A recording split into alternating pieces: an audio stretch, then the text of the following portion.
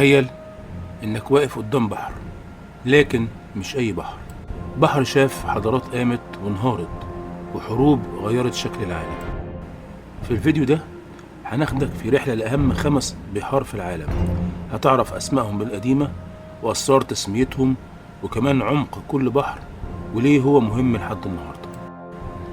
يلا نبدأ. البحر الأسود واحد من أكتر البحار غموضا في العالم. زمان الإغريق كان بيسموه بحر الضيافة علشان يحاولوا يخففوا سمعته المخيفة، لكن الاسم الحالي البحر الأسود جاي من لونه الداكن خصوصا وقت العواصف.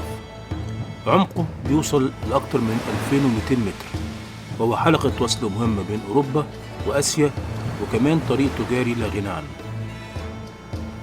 بحر الصين الجنوبي أحد أهم البحار في الاقتصاد العالمي.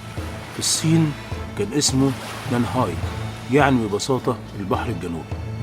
النهاردة هو واحد من أهم طرق التجارة في العالم، وبيعد منه جزء ضخم من تجارة الكوكب.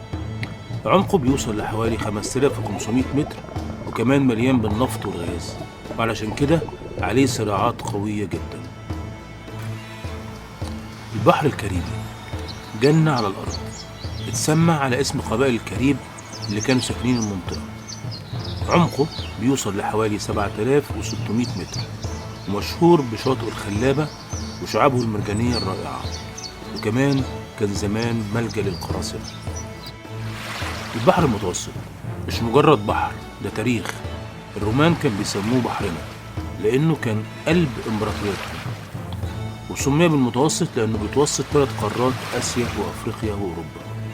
عمقه حوالي 5200 متر، وكان مهد حضارات عظيمة زي مصر القديمة واليونان وروما.